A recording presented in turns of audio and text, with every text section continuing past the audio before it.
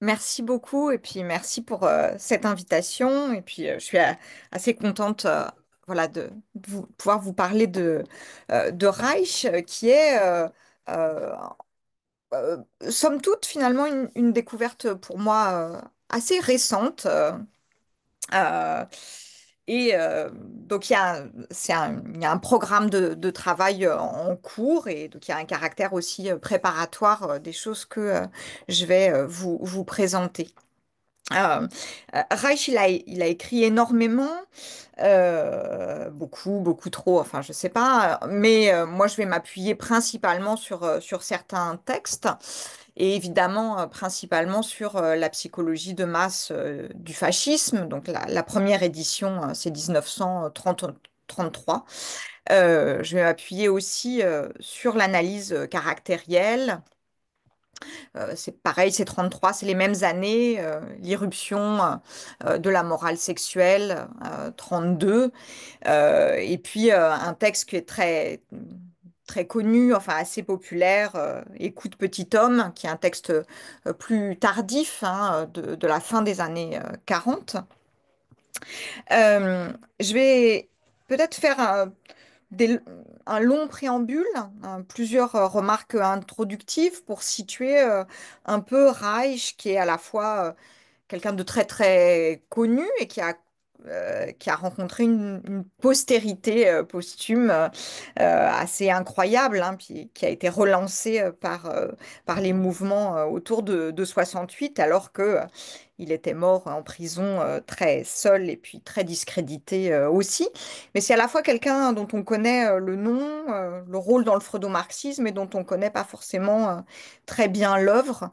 Donc, avant d'envisager son apport à la question du fascisme, je vais quand même rappeler quelques éléments voilà, de son parcours, de sa méthode, de son programme scientifique. Et voilà, je commence par une première remarque sur l'évolution de l'œuvre, euh, puisque on représente peut-être souvent l'œuvre de Reich comme coupée ou partitionnée entre une partie européenne ou continentale et puis une partie américaine. Parce que Reich, qui est juif, hein, son père est juif et puis il a été communiste, fuit la montée du nazisme en passant par la Suède, l'Angleterre et puis les États-Unis, hein, où il arrive en 1939. Donc il y a, disons, deux œuvres, hein, enfin, on représente souvent les choses comme ça, l'œuvre européenne qui serait là encore, enfin qui serait très intéressante, et puis l'œuvre américaine qui deviendrait délirante, et donc voilà, il y aurait une œuvre qu'on pourrait assumer et pas l'autre. Bon, je pense que c'est une représentation qui n'est pas tout à fait justifiée ou pas tout à fait judicieuse. Il y a dans l'œuvre américaine encore des grands textes, peut-être j'en citerai quelques-uns tout à l'heure. Et puis, il y a en réalité un parcours, enfin un remaniement de la pensée de Reich, pas en deux temps comme ça, mais plutôt en trois temps. Il y a un premier moment très marqué par la psychanalyse freudienne, hein. Il sera un des plus jeunes, euh, voilà, proches de Freud. Donc, très jeune, il est marqué par la psychanalyse freudienne et puis par le marxisme. Enfin, il est communiste. Et il y a une première transition à la fin des années 20, au début des années 30, quand il se met à critiquer à la fois la psychanalyse freudienne et le marxisme. Il est exclu de l'association psychanalytique internationale autour de 34, et il sera aussi exclu du Parti communiste allemand en 33, je crois. Donc il y a et donc à ce moment-là, il va réécrire une partie de sa pensée. Il y a un changement de lexique, il y a un changement de vocabulaire. Donc en fait, il y a une première grosse inflexion de l'œuvre à ce moment-là, dont je vais reparler tout à l'heure. Et puis, il y a un deuxième tournant hein, qui est plus tardif et qui date plutôt de la fin des années 30, puisque dans un deuxième temps, Reich va intégrer sa réflexion qui est au croisement de la psychologie et de la sociologie, au croisement de la psychanalyse et du marxisme. Dans un premier temps, il avait essayé de voir comment on pouvait les rendre compatibles ou les associer. Et puis dans un deuxième temps, il va essayer d'intégrer les deux dans un grand programme naturaliste quand il découvre, enfin quand il croit découvrir une énergie biologique fondamentale hein, qu'il va appeler l'orgone. Et donc, dans un deuxième temps, il va essayer de donner à sa psychosociologie un fondement biologique. Et là, il se lance dans un très grand programme qui relève, à mon avis, du naturalisme critique. Le programme, il est extrêmement intéressant. La façon dont il le met en œuvre, c'est évidemment en partie douteux et voilà, il sera à la fois très, très critiqué, puis ça va le conduire à faire un certain nombre de bêtises et en assumer bon, les conséquences. On pourra y revenir, surtout à la fin. Je fais peut-être une deuxième remarque introductive sur son épistémologie, au fond, alors je ne sais pas comment est-ce qu'on pourrait dire ça, il est dans sa méthode assez freudien, hein, c'est-à-dire qu'il va appliquer aux masses un certain nombre de choses que nous enseigne la psychologie individuelle. Et donc, il affronte le problème que Freud avait aussi posé, hein, le problème du saut entre la psychologie individuelle et la psychologie collective. Qu'est-ce qui autorise à franchir ce fossé? Euh, alors, il ne le justifie pas tout à fait de la même manière que Freud, hein. Freud justifiait ce passage ou ce saut au début de l'analyse des masses, ou l'analyse des foules et de la psychologie du moi, en disant une psychologie individuelle, c'est toujours aussi et solidairement une psychologie sociale, parce que l'individu, il est toujours relié à un certain nombre d'autres. Des parents, des partenaires de travail, enfin voilà. Et donc, faire de la psychologie individuelle, c'est toujours s'intéresser au rapport ou au lien de cet individu avec voilà, des dehors et puis des autres. C'est le tout début de la psychologie des foules. Reich justifie la chose un tout petit peu différemment. C'est qu'il dit que on observe une très grande convergence ou une convergence manifeste entre ce que nous enseigne la clinique des patients isolés et ce qu'on observe comme comportement chez les individus moyens d'une société. Donc, il fait valoir qu'il y a une très très grande convergence entre bah, la psychopathologie individuelle qui nous révèle des inhibitions sexuelles, le caractère compulsif des exigences morales, la répression de la sexualité des enfants, enfin tout ça. Et il dit bah, tout ça, on l'observe au niveau des comportements moyen au niveau des comportements collectifs. Donc, on va aussi appliquer aux masses ce qu'on a appris de l'individu et ce qu'on a appris du côté des processus et des mécanismes de défense. Bon. Donc, en ça, il est assez freudien.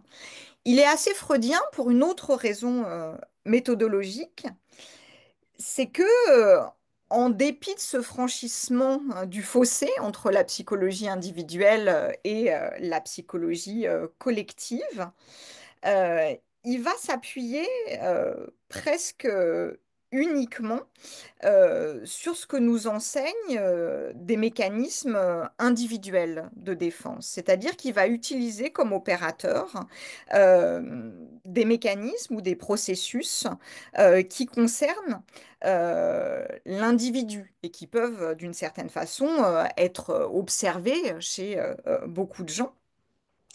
Et là, il est assez ferme là-dessus, hein.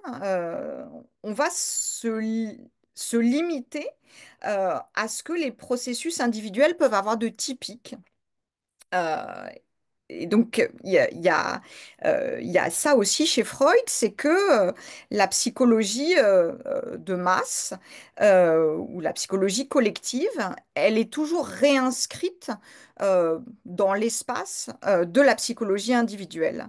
Ça veut dire que, on va pas avoir recours à une quelconque idée d'inconscient collectif. On fait pas vraiment de psychologie des foules. On va mobiliser plutôt la connaissance du fond psychique des individus pour comprendre ce qui leur arrive quand ils sont, comme dit Reich, nivelés dans la masse. Bon, c'était une première remarque. J'ai peut-être une deuxième remarque introductive, un peu longue, que je vais essayer de résumer.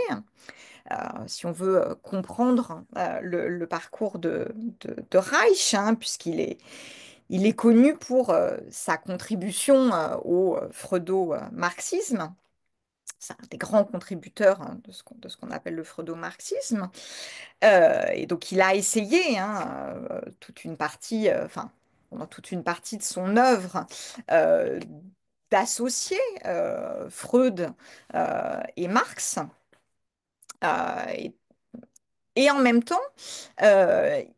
donc il réalise cette association, enfin il dit ça, hein, il faut à la fois, et donc il réalise cette association en faisant une psychologie de masse et une sociologie sexuelle, en particulier du fascisme.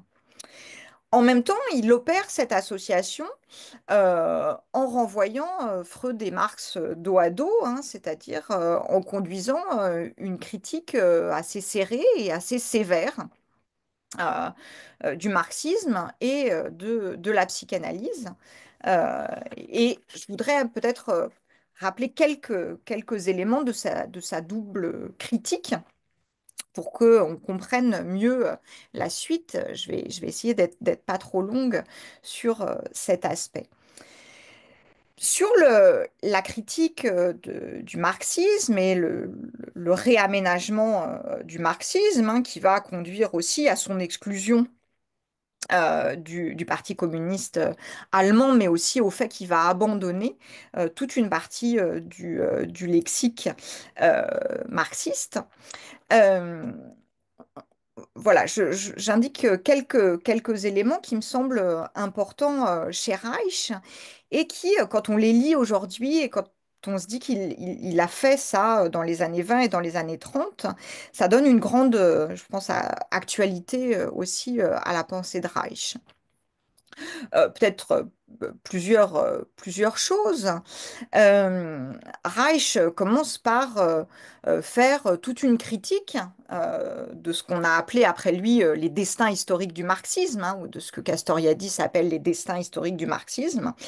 Et en l'occurrence, Reich fait toute une critique très sévère de ce que donne, enfin de l'URSS. Et il a des formules au début des années 30 qu'on retrouvera dans le marxisme libertaire de la fin des années 50 ou et des années 60, hein. En particulier, je citais Castoriadis, mais ça peut être aussi chez Lefort hein, dans Socialisme ou Barbarie, puisque dès le début des années 30, hein, il analyse la Russie soviétique non pas comme un socialisme d'État, mais comme un capitalisme d'État qui a supprimé l'économie de production, mais pas l'économie de profit étatique. Donc il est déjà à très grande distance hein, du marxisme orthodoxe en disant ça. Deuxièmement, ce qui est très très original chez Reich, c'est qu'il analyse déjà toute une dialectique de l'émancipation qui est au cœur du mouvement ouvrier. Et il essaye de montrer comment ce mouvement ouvrier s'est aussi retourné en son contraire et comment il a pu aussi venir alimenter euh, les pires choses au milieu du XXe siècle. Et donc, il propose, dès le début des années 30, une analyse ce qu'il appelle la faillite chronique du mouvement ouvrier. Et donc, il va essayer de voir pourquoi non seulement le mouvement ouvrier piétine, mais comment est-ce que, il va pouvoir alimenter et renforcer le fascisme. Et puis, peut-être plus classiquement, euh, il, euh, il déplore, mais comme un certain nombre de freudo-marxistes, une ignorance dans la sociologie marxiste de ce qu'il appelle les conditions morales ou les conditions psychiques, et puis toute l'économie sexuelle. Hein, c'est-à-dire que il va dire qu'il y a une incomplétude ou il y a quelque chose qui est unilatéral comme analyse sociale ou comme analyse politique et qui est proposé par le marxisme hein, et qu'il faut entrer pas simplement dans les déterminants sociaux et économiques de l'existence, mais entrer dans les ressorts dans la structure psychique des individus, dans la psychologie de l'homme et des hommes, j'y reviendrai peut-être tout à l'heure, qui sont pour Reich de véritables sujets de l'histoire. Donc il y a aussi chez lui toute une critique de la conception marxiste de l'histoire. J'y reviendrai peut-être tout à l'heure. Alors, ça se double d'une critique de la psychanalyse. Euh, les deux sont pas tout à fait symétriques parce que, à bien y regarder, Reich dit parfois que la théorie freudienne, malgré tout, elle est quand même un peu plus vraie que le marxisme, euh, que cette théorie freudienne, elle va plus loin dans l'explication de la servitude, et donc il va garder peut-être davantage de choses. Mais il y a quand même un double écueil symétrique. Hein. Il y a deux écueils. Il y a l'écueil de l'économicisme marxiste et puis il y a l'écueil du psychologisme freudien et qu'il faut voilà, dépasser en les associant. Et dont je dis rapidement deux mots. Euh, alors, peut-être, ce serait l'objet d'une intervention à part entière, et donc je ne vais pas tout dire du rapport de Reich avec Freud. Euh, une, une première chose, aussi assez générale, c'est qu'il déplore chez un certain nombre de psychanalystes le fait qu'ils sont relativement inaccessibles aux problèmes sociologiques. Et donc, ils ont une analyse extrêmement interne des problèmes sociaux que beaucoup expliquent la révolution sociale par la révolte contre le père infantile, ce qui lui semble absolument enfin, insuffisant hein, pour expliquer la position des travailleurs de l'industrie. Hein. Donc il dit c'est un point de vue extrêmement intellectuel sur la chose politique. Hein. C'est pas du tout suffisant ou acceptable. Il y a un deuxième point qui est plus approfondi et peut-être aussi un peu plus intéressant, c'est que Reich dit que il faut quitter l'analyse freudienne parce que l'analyse freudienne, c'est une analyse de la culture. Donc on aborde les problèmes sociaux en termes culturels et qu'il faut en venir à une analyse de la société.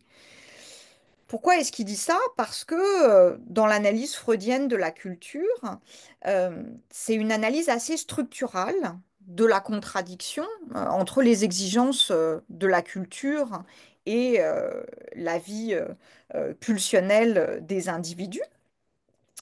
Et pour Reich, cette analyse structurale, elle est complètement ahistorique, hein. C'est comme si elle valait pour tous les êtres de culture de la même manière, à toutes les époques, pour tous les temps.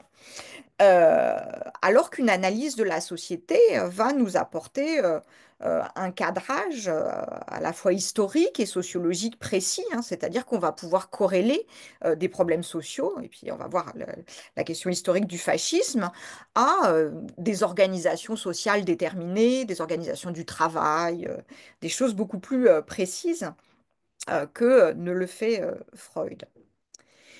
Puis le troisième point, il y en aurait, bah, il y en aurait beaucoup d'autres hein, au cœur de la critique de la psychanalyse, c'est que pour Reich, Freud envisage la répression et la répression pulsionnelle qui est au cœur de la vie culturelle ou des œuvres de culture. Pour Reich, euh, Freud envisage ça comme une sorte de destin, comme une sorte de contradiction nécessaire dont on ne peut pas sortir.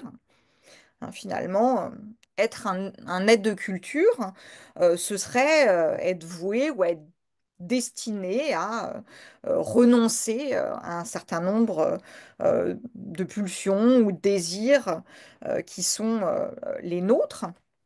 Et donc, il y aurait voilà, une espèce de nécessité où la culture fait notre malheur en même temps qu'elle est responsable de ce qu'on peut faire de grand, hein. Il y aurait une sorte de malédiction inextricable de la culture et donc de refoulement et de répression euh, dont on ne pourrait pas se passer dès lors qu'on entre dans un processus de culture.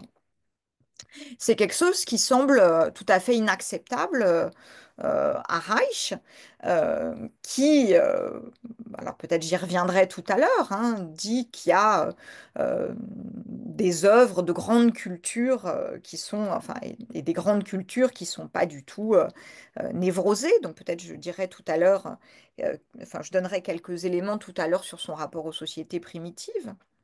Mais Reich envisage surtout la question de la répression hein, comme de la surrépression, comme une formation pathologique qui est susceptible de réforme et de prévention, et donc quelque chose dont la culture peut faire l'économie. Donc pour lui, finalement, la culture, elle pourrait faire l'économie de la névrose, ce qui semble pas le cas chez Freud. On va voir comment tout ça se traduit. Donc, moyennant ces deux critiques et ces associations, hein, pendant très longtemps, il a ce programme de faire ce qu'il appelle une histoire sociale des impulsions inconscientes en essayant de s'appuyer sur la sociologie marxiste et sur certains éléments de la psychanalyse freudienne revisitée. Et il va appeler ça l'économie sexuelle. J'y reviendrai aussi tout à l'heure. Avant de changer de programme scientifique pour ce grand programme naturaliste auquel je reviendrai aussi, peut-être sur lequel je reviendrai un peu tout à l'heure. Alors, qu'est-ce que ça nous donne ou pourquoi est-ce que ça nous aide pour l'analyse du fascisme? En tout cas, qu'est-ce qu'il en fait? Comment ça va nourrir son analyse du fascisme? Euh, Peut-être de différentes manières. Euh, Reich, il a, il a un point de vue intéressant dans le champ de l'analyse du fascisme, parce que d'abord, il va affirmer assez fermement que le fascisme est un mouvement de masse d'un genre nouveau. Donc il y a pour lui une originalité politique grande du fascisme et pas simplement une continuité à l'égard de d'autres régimes autoritaires. Euh, et il va prendre soin ou prendre garde de distinguer le fascisme, le militarisme prussien. Et donc, c'est pas simplement le fascisme, et en particulier ce qui va l'intéresser, le nazisme, c'est pas un avatar d'une tradition autoritaire. Donc, il va essayer, voilà, d'analyser quelque chose euh, de nouveau. Et donc, il n'est pas dans une théorie de la continuité des régimes politiques. Peut-être je pourrais y revenir dans la discussion.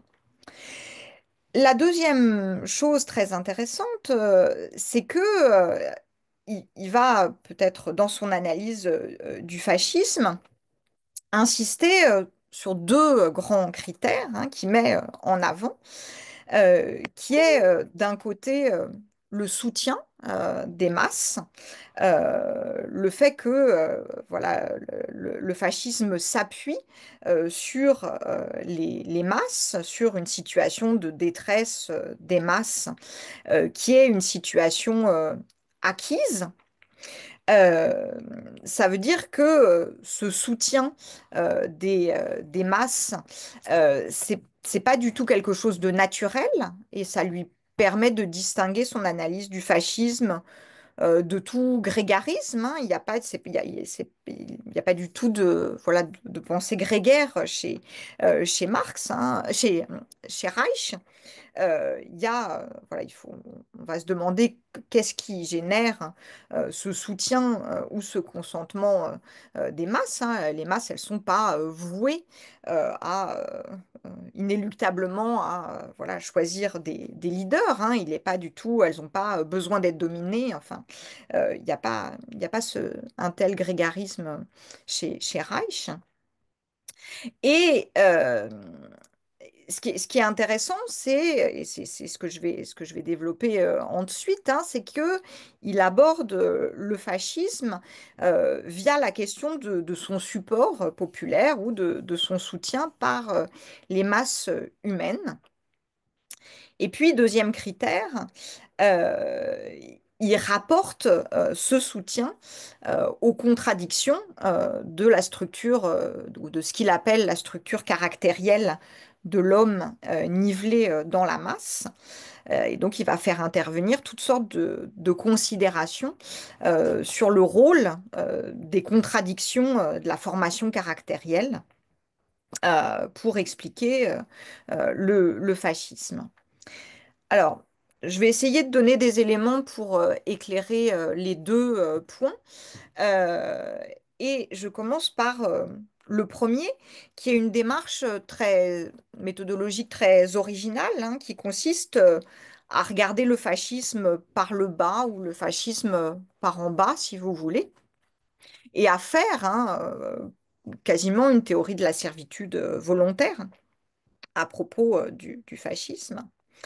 Euh, alors, ce sera peut-être mon premier grand point pour essayer d'expliquer qu'est-ce que c'est pour Reich éclairer le fascisme par en bas, ce qui me semble une démarche proche d'une partie de la philosophie sociale, ou en tout cas de la tradition de philosophie sociale à laquelle je participe. Euh, Il y a chez Reich le souci dans son analyse du fascisme de partir de la vie et de la vie quotidienne des individus nivelés dans la masse. Et il le dit dans la psychologie des masses du fascisme, euh, ce qui fait l'adhésion au fascisme se déroule souvent sous la surface visible des choses, dans mille petits riens, dans plein de détails de la vie quotidienne. C'est presque un peu adornien, hein, cette idée que voilà, il faut s'intéresser aux petites choses, aux effets de fascination des petites choses si on veut comprendre le fascisme, hein. Il y a des développements sur la fascination pour la robe de soirée de ceux qui essayent voilà, de, de réaliser une ascension sociale, mais qui sont très modestes. Et puis pour Reich, donc il va s'intéresser à des détails de la vie quotidienne et il va, sous la surface visible des choses, il va s'intéresser à tout ce qu'il appelle l'économie sexuelle. Alors, euh, voilà, regardez je vais essayer d'expliquer euh, peut-être ce que, qu'est-ce que ça donne, hein, éclairer le fascisme par le bas ou le fascisme par en bas. Euh, c'est cette idée que réfléchir sur le fascisme, c'est réfléchir sur le consentement aux autorités, sur l'adhésion des foules et pas réfléchir prioritairement sur les arcanes de la domination, sur les tours et les ruses des dominants pour mystifier les foules. Cette idée, réfléchir au consentement, au fascisme, aux fureurs, au mouvement de masse, euh, c'est solidaire chez Reich de toute une pensée de la liberté selon laquelle ces masses, elles sont responsables de leur propre esclavage. Et ça, il y aura toujours cette thématique pendant toute l'œuvre de Reich. Euh, L'idée que, voilà, on est l'artisan de sa propre servitude et que ce sont les masses qui se sont donné un certain nombre de maîtres et de mauvais maîtres.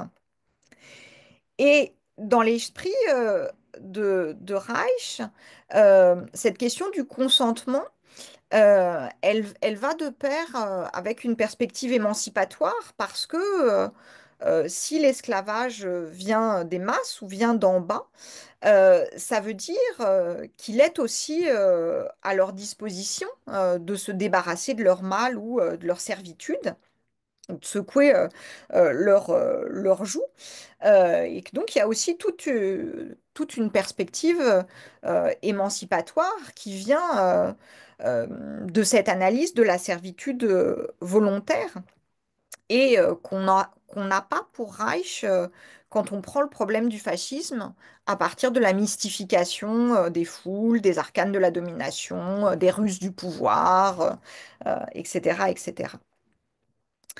Alors, ce faisant, il va écarter un certain nombre d'analyses du fascisme, où il va présenter les insuffisances d'un certain nombre d'analyses. Euh, D'abord, évidemment, euh, il va, comment est-ce qu'on pourrait, enfin, il, il va dire que on ne comprend pas le fascisme simplement en évoquant la politique ou les succès politiques des partis, en l'occurrence le Parti national socialiste. Et donc, il dit le fascisme, c'est pas un parti, mais c'est un type d'attitude de l'homme à l'égard d'un certain nombre de choses, des autres, de soi-même, du travail, de l'amour. Donc, c'est plutôt un rapport social hein, qu'une question de stratégie partisane et de résultat de cette stratégie partisane. Ensuite, Reich, il écarte toutes les analyses du fascisme qui mettent principalement en avant la question de la personnalité du Führer ou des Führers. Et donc, il dit le fascisme, il n'est pas forgé par Hitler ou Mussolini. Et donc, on n'explique rien du tout si on évoque simplement la psychose hitlérienne. Hein. Et donc, Reich dit, voilà, c'est pas les grands hommes qui font l'histoire de cette manière et qui insuffleraient aux masses leurs idées, hein, comme ça. Et puis, peut-être troisième explication, Reich n'est pas du tout satisfait par peut-être l'explication économiciste, disons, selon laquelle la crise économique ferait seul le lit du fascisme. Voilà, selon laquelle voilà, le fascisme, ce serait la réaction politique la plus radicale qui soit à cette crise économique. Alors, prendre le fascisme par en bas ou par l'éclairer par le bas, c'est s'intéresser à son enracinement dans la masse ou dans les masses, hein, à ce que Reich appelle l'ancrage du fascisme. Et voilà, il dit, on a beau invoquer les intérêts économiques de l'impérialisme dans le national-socialisme, il faut quand même se demander pourquoi est-ce que les masses s'emparent de cette idéologie impérialiste? Pourquoi est-ce que qu'est-ce qu'on peut dire des soubassements psychiques qui font que les masses vont adhérer, consentir euh, et se reconnaître dans les politiques qu'on leur propose.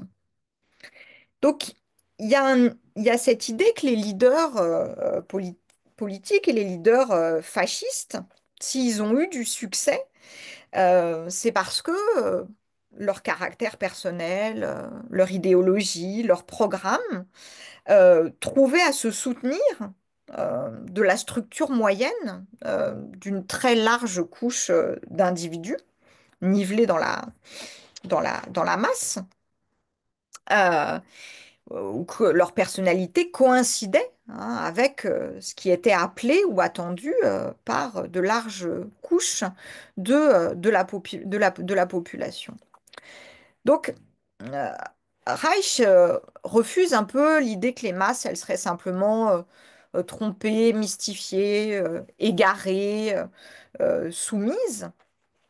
Voilà, mais il se demande pourquoi est-ce qu'elles succombent et pourquoi est-ce qu'elles succomberaient à la mystification politique. Donc, il va voilà, s'intéresser très en profondeur euh, à l'affectivité humaine dans laquelle eh ben, une adhésion au fascisme ou un consentement au fascisme va pouvoir s'enraciner.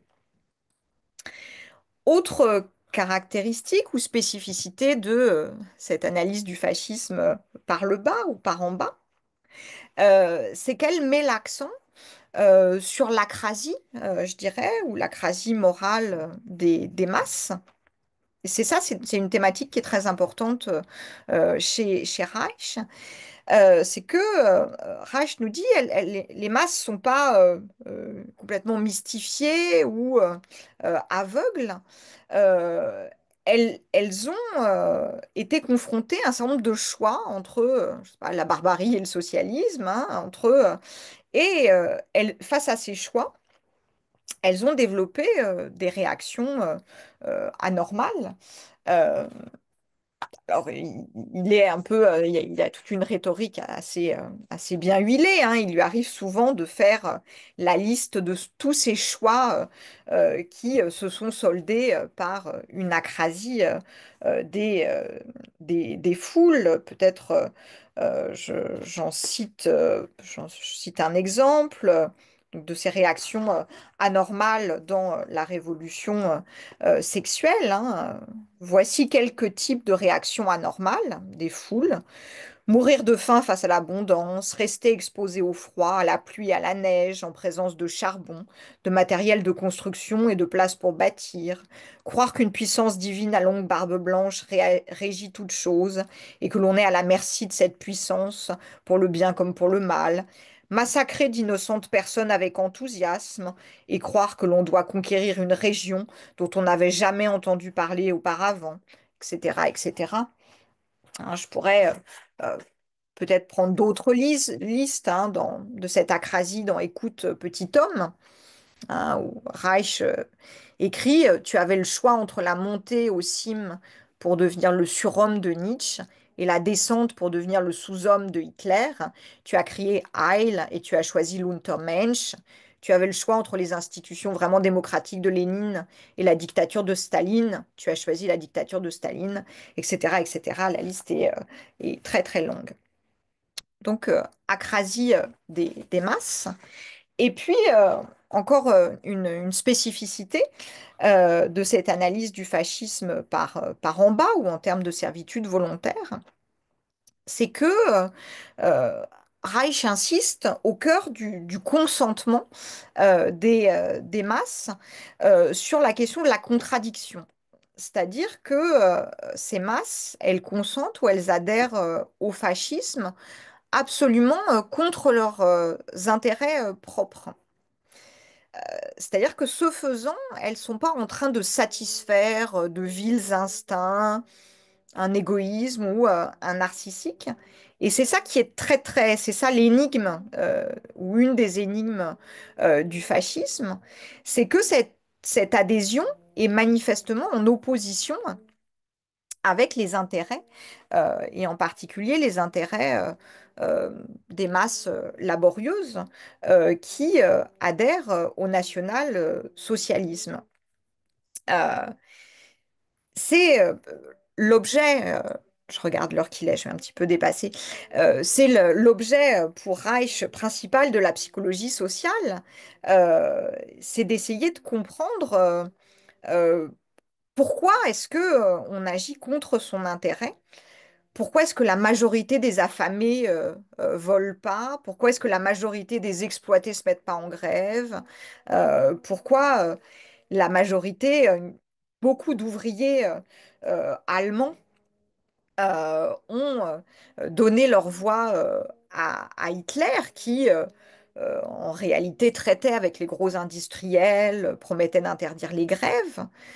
Pourquoi est-ce que énormément de femmes ont apporté leur soutien au national-socialisme, alors que toute l'idéologie de la famille nombreuse, de la mère génitrice à la maison allait contre leurs intérêts? Pourquoi est-ce que tous les jeunes ouvriers chrétiens ont ignoré la collusion de l'Église avec le national-socialisme et même la fonction capitaliste de l'Église?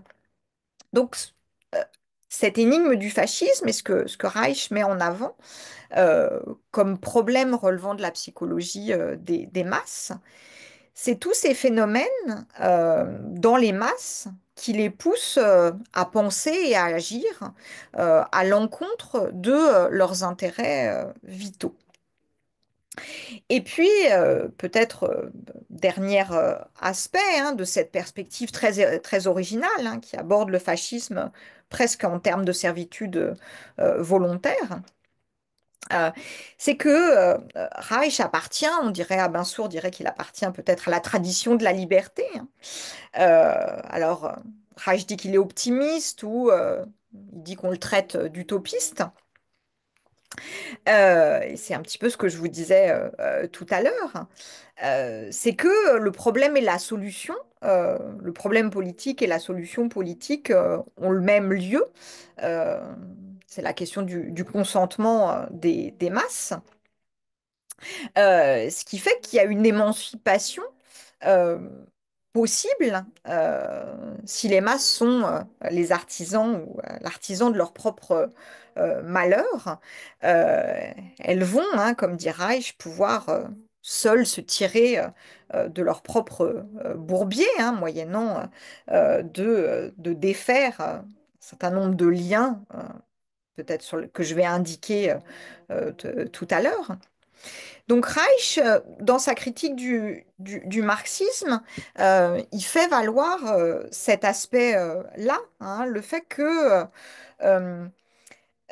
il n'y a pas une condition qui détermine les conduites politiques et qui ferait que les prolétaires voilà, subiraient un certain nombre de choses, mais qui a une responsabilité politique et un engagement politique à part entière de ces acteurs.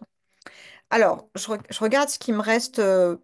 Peut-être je donne quelques éléments quand même, parce que j'ai très très largement débordé, quelques éléments de conclusion pour vous indiquer, parce que j'en suis même pas j'en suis au début de mon propos, mais j'indique quelques perspectives de réflexion qui sont celles de Reich.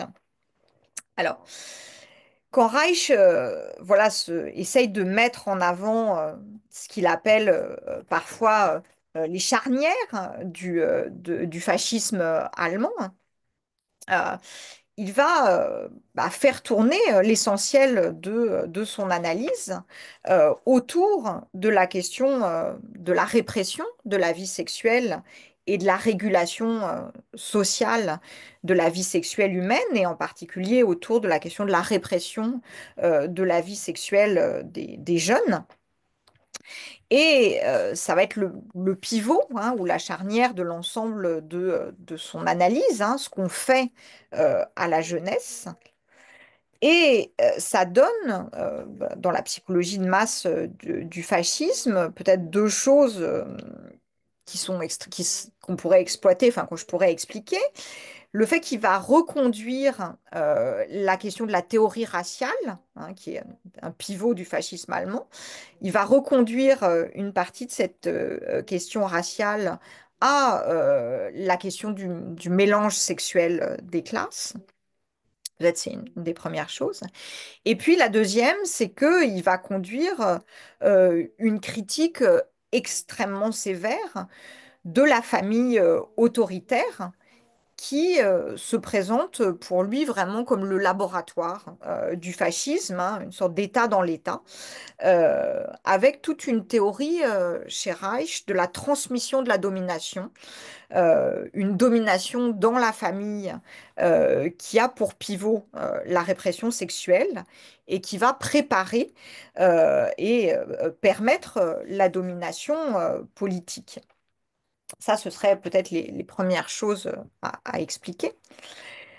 La deuxième, c'est qu'il va faire intervenir tout ce qu'il appelle l'analyse caractérielle pour voir comment cette répression sexuelle, elle produit des types de caractères, hein, ce qu'il appelle des cuirasses, et que c'est voilà, ce type de formation de la personnalité euh, qui est pas du tout plastique et qui va servir très largement hein, de lit ou de base au fascisme allemand. Donc il va vraiment travailler là-dessus, hein, sur ce que c'est qu'une cuirasse et une cuirasse émotionnelle.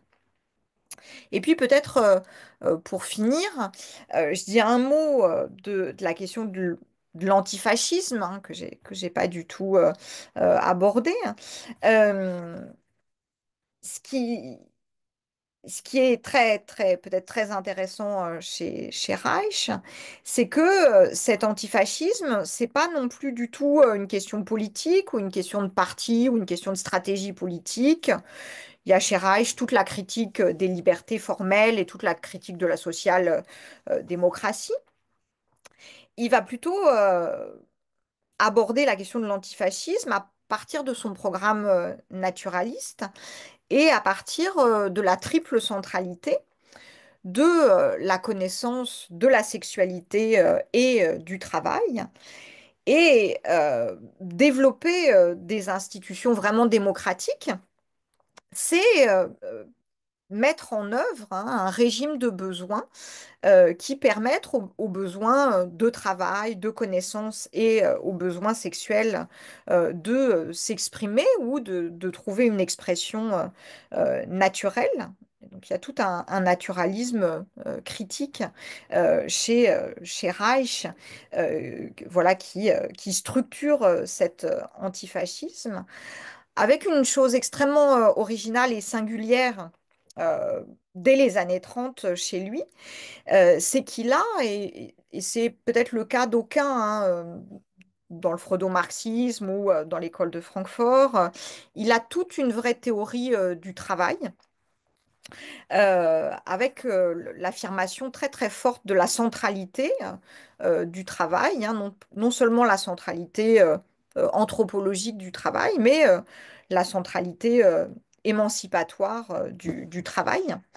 Et voilà, il va développer toute une théorie qu'il appelle une théorie de la démocratie du travail ou une théorie de la démocratie naturelle du travail euh, pour laquelle il prend appui sur tout le matériau de l'ethnologie sur les découvertes de Malinowski en particulier, mais d'autres anthropologues. C'est-à-dire qu'il va s'intéresser aux organisations sociales euh, des sociétés primitives, hein, et en particulier au matriarcat, mais aussi à des organisations du travail pas aliénées. Et tout ça, ça lui sert de modèle à son concept de démocratie du travail. Bon, alors je me suis arrêtée au premier tiers de mon exposé, je suis vraiment désolée, mais voilà, comme ça, il y a des tas de questions à poser, je préfère m'arrêter là. Je vous remercie. Merci beaucoup, Claire. Donc, on t'invite pour une séance des mois de mai et des mois de juin, alors, parce que nous avons la possibilité d'élargir ce séminaire de façon indéfinie pour apprendre davantage. Donc, chers camarades, vous pouvez poser des questions, c'est évidemment le moment.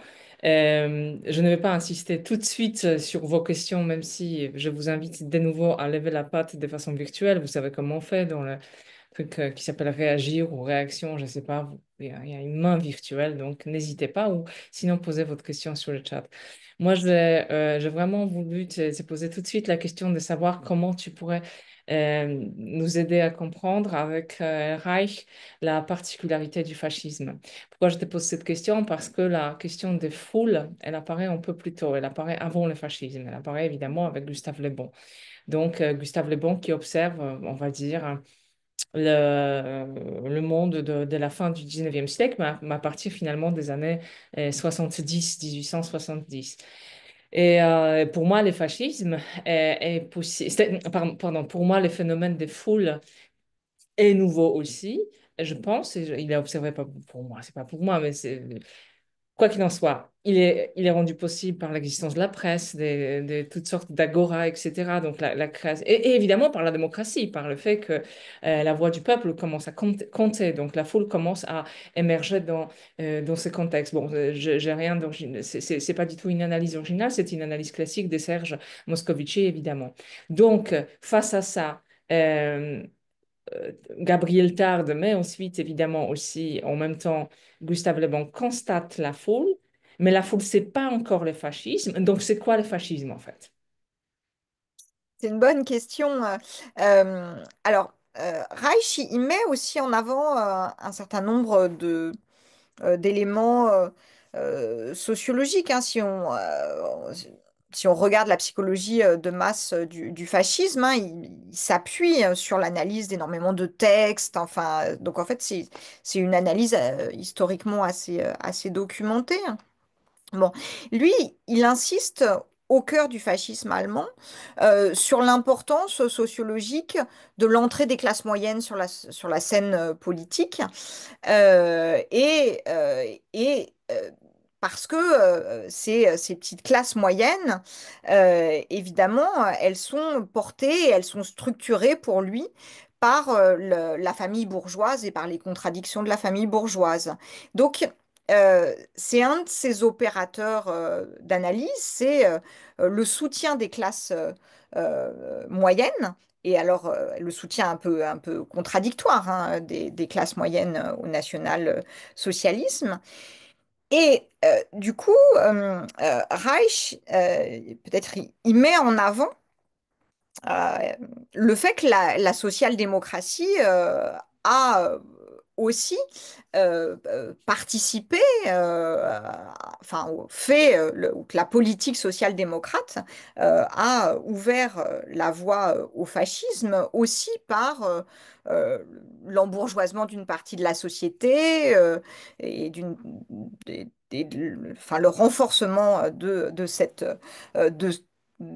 partie de la population allemande qui a des structures extrêmement conservatrices et des structures sociales. Et bon, là, c'est quand même, enfin, le cœur de son analyse, c'est une analyse de la famille allemande et du rapport entre les parents et les enfants et du destin de la femme dans ce type de société.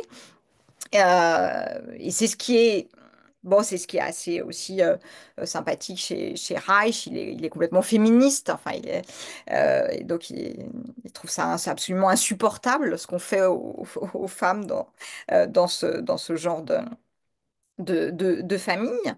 Euh, mais c'est vrai que, enfin, je vois pourquoi tu poses la question. Il y a à la fois, il dit c'est un phénomène inédit, c'est nouveau comme mouvement de foule. Et puis en même temps, il y a un certain nombre des opérateurs qui met en avant qu'on pourrait mobiliser pour d'autres phénomènes autoritaires. Et sans doute, c'est le croisement d'un certain nombre de choses qui fait le fascisme. Euh, mais peut-être pour lui, il y a la, la famille est une organisation contradictoire de la famille et qui est un élément extrêmement conservateur et qui tire vers un peu les gens vers le bas, quoi. Et puis, il y a la question de l'adhésion ou du consentement qui est au cœur de son analyse. Mais, mais je réponds pas complètement à la question. Hmm. Merci, merci beaucoup pour ça. Donc, de nouveau, chers camarades, c'est le moment où vous posez des questions, n'hésitez pas. Je vois d'autant plus que je vois qu'il y a pas mal de spécialistes de toutes sortes de choses avec nous. Donc, merci à tout le monde d'être là, d'ailleurs. Vraiment, je suis ravie d'avoir un public aussi formidable, mais silencieux aujourd'hui. Très bien. Mais le public qui me connaît, qui sait très bien que j'ai plein de questions de toute façon, mais n'hésitez pas. Euh, cette histoire des familles, comment? Adorno commence par la même chose, non? Les premiers travaux d'Adorno, c'est ça. Hmm. Chez Adorno, ça disparaît. Chez Reich, ça garde cette place centrale étant donné la place de la sexualité dans son Oui, œuvre. ouais, Est-ce que ouais, tu ouais. penses que c'est vraiment est-ce que c'est une fausse piste ou pas? En fait, vraiment, là, indépendamment de Reich, mais vraiment de façon générale, quelle est ton évaluation de la place de la famille oppressante comme un facteur explicatif de tout cela? Si je pose cette question, c'est que évidemment, je pense aussi en même temps à Erich Fromm et à son analyse du phénomène euh, allemand, non pas par la famille, évidemment, mais par Luther, par l'héritage protestant. Ouais. Euh, et donc voilà, donc comment tu vois les choses? Qui gagne dans cette explication de l'Allemagne? Parce qu'en fait, j'ai l'impression que peut-être t'as pas insisté assez, ou peut-être c'est Reich qui n'insiste pas assez, je ne connais pas suffisamment son œuvre, sur l'Allemagne. Est-ce qu'il fait des analyses du peuple en général ou des masses en général, ou ce sont les masses allemandes qui l'intéressent davantage? Bah, peut-être deux choses, parce qu'il y a plusieurs aspects dans ta question. Moi, c'est aussi un tout petit peu, alors je me suis arrêtée au début de mon propos, mais il y a quelque chose de pas tout à fait satisfaisant chez Reich, c'est que il n'y a pas, il y a pas d'analyse sur le temps long, quoi. Et donc, il rapporte pas le fascisme, enfin la montée du fascisme à l'histoire de l'Allemagne sur le temps long et à l'histoire extrêmement accidentée, à l'unité allemande tardive. Et aux problèmes enfin, de l'unité allemande. Moi, par ailleurs, je suis beaucoup plus spécialiste, sinon je suis spécialiste de la pensée de Norbert Elias. Il y a chez Elias une analyse éblouissante du fascisme, hein, les Allemands.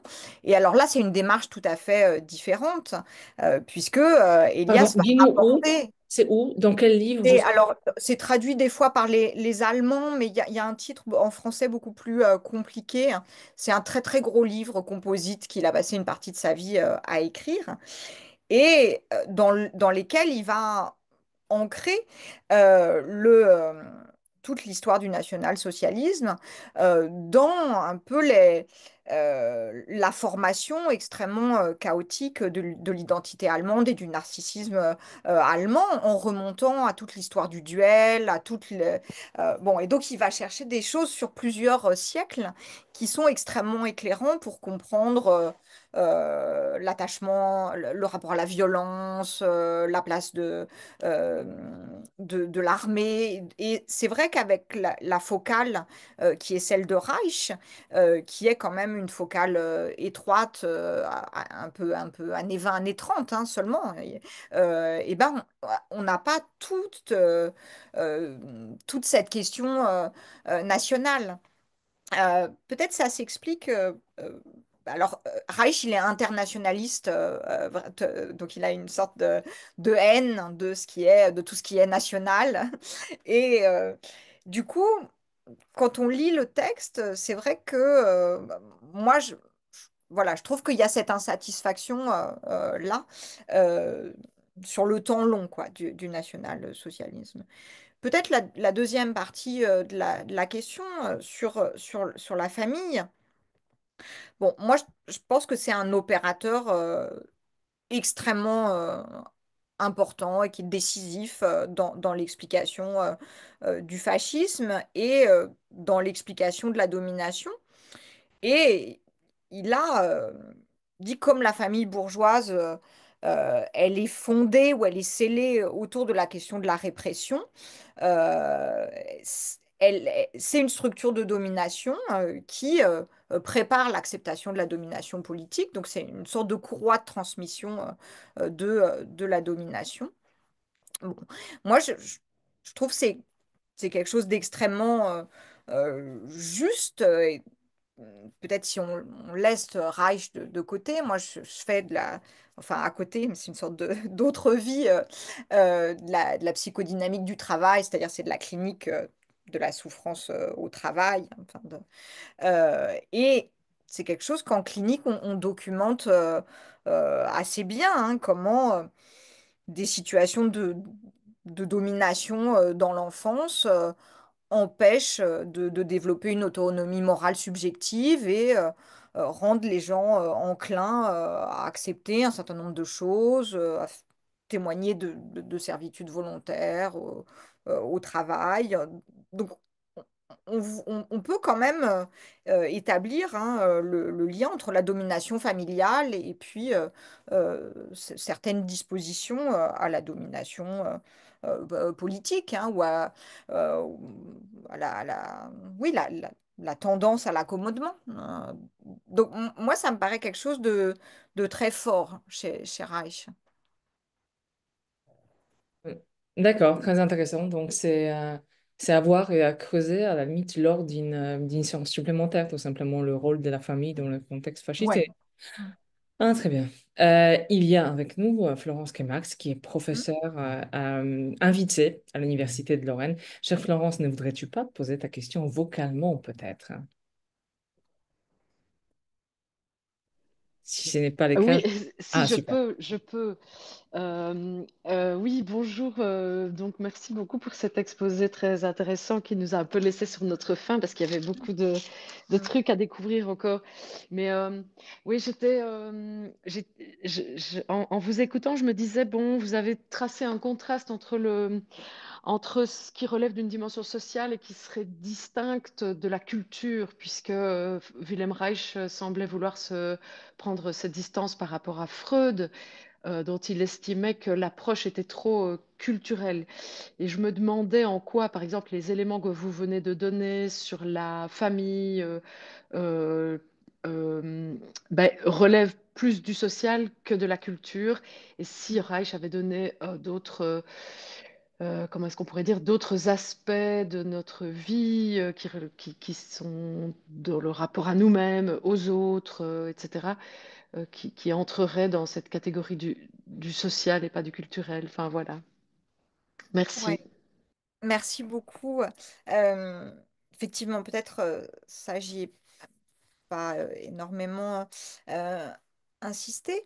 Euh, cette analyse de la culture ou placer la famille autoritaire hein, au centre de son analyse du fascisme, c'est pas revenir ou régresser à une analyse en termes de culture parce que il y a pour lui une très grande historicité hein, des configurations familiales. Et dans la psychologie des masses du fascisme, il va voir que selon les classes sociales, il n'y a pas les mêmes structures familiales, il n'y a pas aussi le même niveau de répression, le même rapport au corps des autres. Et ça induit un sentiment national différent chez les classes moyennes, les classes bourgeoises, les classes ouvrières, et ça va induire différents types de stratégies et de réactions collectives à l'égard du fascisme. Donc il est assez attentif euh, au fait qu'il y a voilà, des configurations historiques de la famille et des configurations sociales de la famille. Euh, Par ailleurs, bon, il est, comme c'est un très grand, c'est lié, hein, c'est un très grand critique de ce que le patriarcat fait à la vie des individus.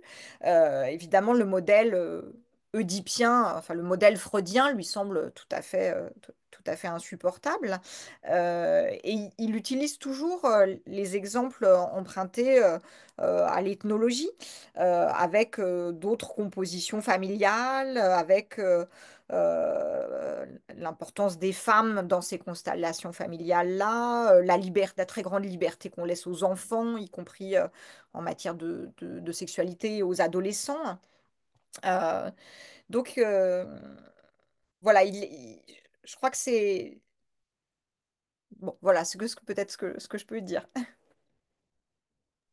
Oui, merci beaucoup, c'est très éclairant. Oui, oui, je comprends. Ça veut dire que ce qu'il reproche ou ce qu'il voit comme étant une limite, pardon d'avoir repris la parole, mais Non. c'est le fait que la culture renvoie plutôt à des universaux chez Freud et que lui Voilà, dit en fait ouais, tout non, à mais il fait. faut pluraliser ça et ça va Ouais, pas, ouais, on va ouais, pas avoir les mêmes ouais, formes d'expérience ou de ouais. rapport au monde du côté des différentes classes sociales ou autres. Ok, Ouais, ouais, oui, ouais. C'est oui. la dimension un peu anhistorique de l'analyse freudienne de la Ouais. culture, en même temps que le fait qu'il y aurait une contradiction culturelle, quoi. Le fait qu'être des ordres de culture, ce serait, voilà, on serait voué à la répression pulsionnelle aussi. Mhm. Mhm. Très bien, merci. Merci. Moi, donc, de nouveau, j'invite tout le monde à poser la question, évidemment, donc ne soyez pas embêtés par mon insistance, mais moi, je- par exemple, j'aimerais bien savoir si tu penses qu'il serait capable, ou est-ce qu'il a peut-être essayé de les faire après la guerre, d'avoir des discussions au sujet de l'indoctrination concrète par des Allemands par un certain type de discours. En fait, je fais allusion ici tout simplement à des thèses de Daniel Goldhagen.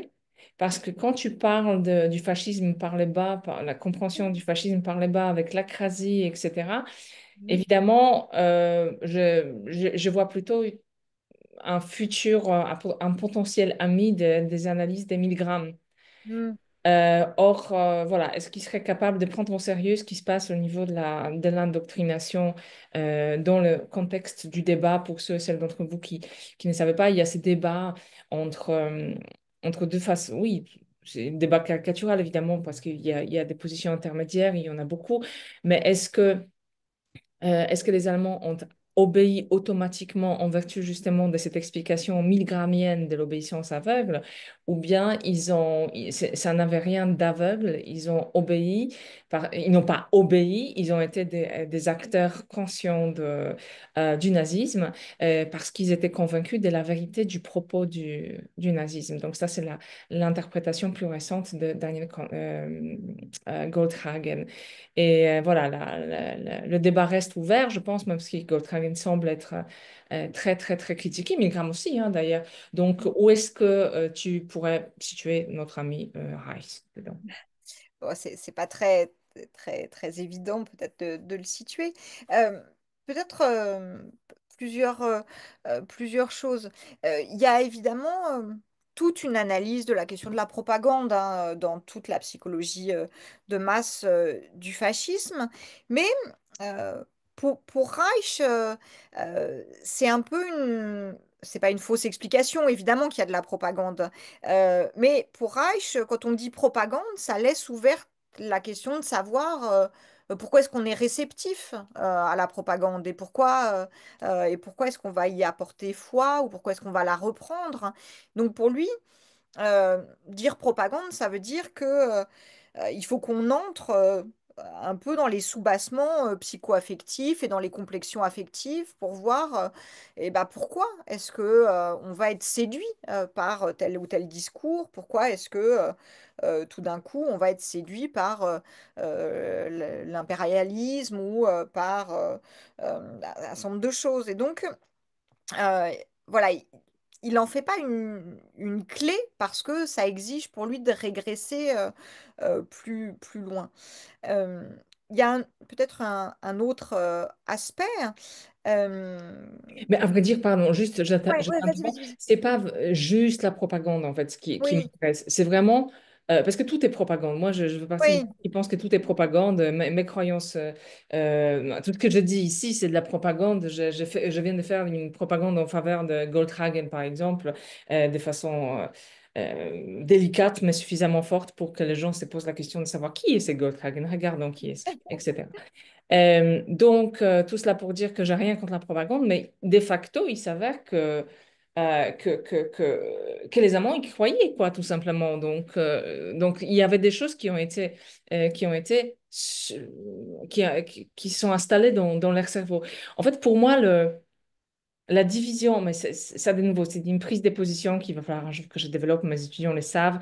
La division fondamentale entre deux types de discours politiques qui donne une partie de l'explication au fascisme, je pense, c'est l'anthropologie qui est derrière.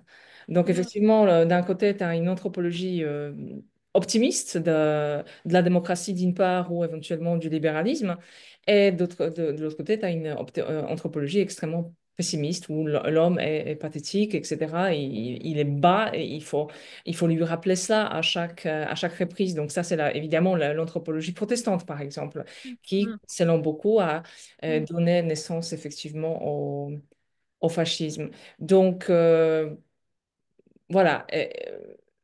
Reich, déjà, est-ce qu'il a un potentiel optimiste ou pas du tout, ou c'est plutôt un peu pessimiste? Et quelle est la place qu'il donne effectivement à des croyances cognitives, quoi, à des convictions qui sont des convictions qui ne se réduisent pas à des réactions émotionnelles, mais qui sont de vraies convictions? Parce que là, vraiment, toute explication qui est donnée, cette explication par les bas, etc., telle que tu la présentes, mais de nouveau, je n'ai pas lu les textes suffisamment. Euh, Pourquoi les gens succombent à la mystification politique? Tout cela est présenté comme effectivement un mystère des gens qui épousent inconsciemment certaines idées. Or, Gokrangen dit, ben non, c'est pas inconscient en fait. Ils savent ce qu'ils disent et ils sont prêts à l'assumer, quoi. Oui, il y a ça chez Reich. Il y a euh, et ben, le fait, c'est pour ça que j'insistais sur la question de l'acrasie, c'est que il y a un choix entre le pire et le meilleur, hein, et voilà que ce choix est plus ou moins conscient, enfin en tout cas que il y a un contenu idéologique de ce consentement des masses. C'est très clair pour Reich. Hein, c'est pas des automates auxquels on fait peur et qui obéissent aux ordres. Hein, il y a une reprise idéologique. Et donc cette idéologie, évidemment, elle trouve à se soutenir d'une sorte de conservatisme qui vient de l'action de la famille autoritaire et puis de tout ce que Reich appelle la tradition. Bon, euh, et donc, oui, oui, je pense que le, euh, c'est pour ça aussi qu'il insiste sur la question de l'adhésion ou du consentement. Euh, c'est euh, c'est que rien ne se fait sans ce soutien des masses. Et donc, elles sont pas seulement mystifiées hein, du tout. Elles adhèrent, elles reprennent les mots d'ordre, elles vont les porter. Et puis, sans elles, il n'y aurait pas de leader, de Führer. Bon, donc, ça veut dire aussi qu'il y a une vraie responsabilité sociale des masses pour Reich et qui a toute cette perspective aussi émancipatoire. Comme c'est pas grégaire, comme elles sont pas, c'est pas une psychologie des foules où les hommes dans la masse, ils seraient absolument destinés à se donner un chef ou avoir des instincts bas. Comme il y a toute cette thématique de la liberté et de la responsabilité, hein, euh, ça ouvre à la question de l'émancipation. Et Reich dit, bah, je suis optimiste, ou on dit de moi que je suis un utopiste. C'est un petit peu plus compliqué sur la question de l'anthropologie parce que, il est quand même au croisement ou à la croisée peut-être des deux anthropologies que tu as citées. Il y a à la fois toute une tradition de la liberté, c'est-à-dire on peut, on peut s'extraire de cette cuirasse émotionnelle ou caractérielle qui rigidifie notre corps, notre esprit et qui fait que voilà, nos rigidités vont être mises au service de la servitude ou de l'obéissance. Donc, c'est quelque chose dont on peut se soustraire. Et il y a des manières de travailler, en particulier d'aimer, qui sont émancipatoires pour Reich. Donc euh, il y a l'idée enfin, aussi de cette plasticité anthropologique. Et ça, c'est important chez lui. Mais il y a aussi l'idée que parce que on a été des enfants et parce qu'on a été quand même socialisés dans des familles et parce que on est sous le coup de cette domination, et ben on a une inclination extrêmement conservatrice et qui a une grande viscosité de tout ce qui se monte chez nous dans l'enfance et que ça résiste très très très fort et que quand on a pris un certain nombre de plis dans l'enfance et dans le cadre de familles autoritaires et du fait de la domination ou de la violence, et ben c'est extrêmement difficile de faire bouger ça, qu'il y a une espèce de tendance un peu réactionnaire hein, donc il y a cette viscosité de ce qui est acquis dans l'enfance et qui est très très difficile à bouger. Et ça a pas la même temps, ça a une Reich dit il y a toujours deux temporalités. Il y a cette temporalité de l'ancrage idéologique qui vient de l'enfance et c'est très conservateur et ça tend ça nous destine à la répétition. Bon. Et puis il y a la temporalité sociopolitique qui est beaucoup plus rapide et ça, les choses, elles changent et on change de classe et les conjonctures historiques, elles changent. Mais nous, on est très, très, très plombé par cette enfance qui a quand même anthropologiquement, qui nous incline plutôt à la conservation, quoi, de ce qui a été monté, hein, je dirais. Super, merci beaucoup pour ça. C'est très, très éclairant et effectivement beaucoup plus fin que ce que j'ai proposé comme distinction. Est-ce que, avant de terminer, tu pourrais nous dire si tu oses te servir de Reich aujourd'hui? Est-ce que si tu discutes avec quelqu'un qui te donne un argument, je ne sais pas lequel, et toi tu arrives et tu dis non, non, mais Reich a déjà dit que tout ça c'est faux. Est-ce que Reich est encore fréquentable? Nous n'avons pas parlé du problème des Reich, tu as Ouais. mentionné qu'il s'est retrouvé en prison. Est-ce que tu pourrais nous dire très rapidement pourquoi il s'est retrouvé en prison ou ce que tu veux en dire, parce qu'effectivement c'est tout à fait embarrassant. Et est-ce que cette deuxième partie de sa carrière, malgré, voilà, est-ce que ça les rend infréquentables ou pas? Ben, euh, je dirais oui et non. Alors, il y a des choses qui sont absolument insoutenables chez Reich, et donc c'est absolument impossible de reprendre tout Reich ou d'assumer tout Reich. Bon, d'ailleurs, ce serait pas très intéressant parce que ce programme naturaliste, enfin cette idée que tout vient d'une énergie biologique unique qu'il appelle l'orgone. Ça l'a conduit à des expérimentations bon, complètement enfin, plus que parascientifiques. Ça l'a conduit aussi à mettre un certain nombre de gens en danger dans ces expérimentations, il a prétendu soigner des gens. Et donc là, il y a des choses. Bon, et puis ça, c'est sans compter le fait qu'on fait pleuvoir les nuages, etc., etc. Bon, donc euh, il y a un livre particulièrement problématique qui est son livre sur le cancer, hein, la biopathie du cancer. Bon. Donc tout ça, c'est complètement indéfendable. Et c'est en rapport à tout ça qui s'est retrouvé en prison. Hein. C'est pas le cas de tous ces emprisonnements parce qu'il y a aussi bon, on le suspectait d'activité politique. Bon, enfin, là, c'est quand même, il a enfin, franchi, disons, la ligne rouge.